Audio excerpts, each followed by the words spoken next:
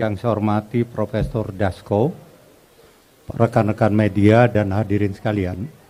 Baru saja kita melaksanakan rapat paripurna dan yang menjadi hal pokok dalam rapat paripurna ini kita telah mensahkan ya rancangan undang-undang Kitab Undang-Undang Hukum Pidana yang sudah bertahan selama 59 tahun. Alhamdulillah tadi kita sudah sahkan.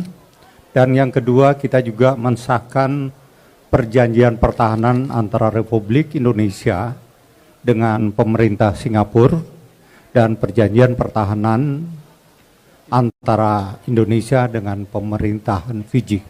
Nah, 3 pokok ini yang telah kita sampaikan. Mudah-mudahan dengan adanya katakan yang pertama tadi dengan diundang-undangkannya Undang-Undang Kitab Hukum Pidana Republik Indonesia, ya itu kita punya undang-undang yang baru berdasarkan kondisi keindonesiaan, karena undang-undang yang kita anut selama ini adalah undang-undang yang masih menganut undang-undang yang disampaikan oleh Hindia Belanda yang sudah demikian lama.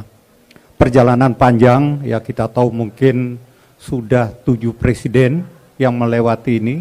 Kemudian ada 13 menteri hukum dan HAM yang menangani ini, termasuk sudah ada yang meninggal, Prof. Muladi. Ya tentunya kita mengucapkan terima kasih atas upaya-upaya yang telah dilakukan dan mudah-mudahan ini menjadi tonggak sejarah baru bahwa bagi Indonesia untuk penegakan hukum di Indonesia.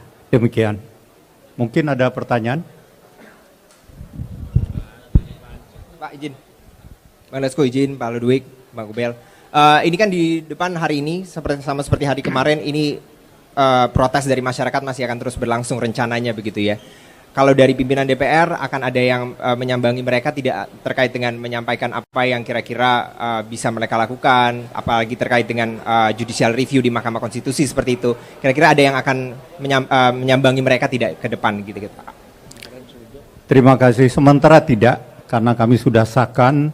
Biar selanjutnya ini berproses ya. Kalau memang ada ketidakpuasan, tentunya ada langkah-langkah hukum yang bisa diambil ya. Katakan ke Mahkamah Konstitusi ya. Dan ini kan prosesnya sudah sangat panjang ya. Bayangkan 59 tahun ya. Kita berudaya dan tertunda ya. Sehingga kalau dikatakan kurang sosialisasi sebenarnya juga bahwa proses ini sudah berjalan demikian panjang ya. Jadi biarkan mereka lanjut, kita juga masih ada kegiatan yang lain. Oke, yang lain? Ya, izin saya Anissa dari kumparan.com, ingin tanya saat ini kan pasal terkait penghinaan presiden dan penyerangan harkat martabat masih disoroti. Nah itu apa catatan DPR untuk nantinya penegak hukum membedakan mana yang menghina, mengkritik keras, mana yang sekedar hanya kritik untuk membangun gitu. Lalu yang kedua, bagaimana nanti mekanisme selanjutnya RKUHP ini berlaku gitu setelah disahkan ini? Ya, tentu pertama proses, setelah ini tentunya pimpinan DPR akan menyurati Presiden tentang pengesahan ini. Selanjutnya dari pemerintah akan disahkan sebagai suatu undang-undang ya. Kemudian tadi dikatakan apa sih tentang katakan hak martabat ya, ditanyakan.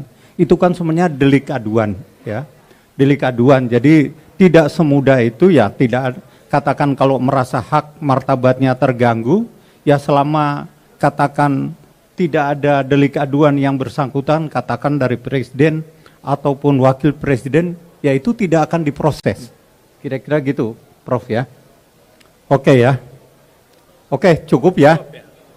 Ya, terima kasih. Wassalamualaikum warahmatullahi wabarakatuh.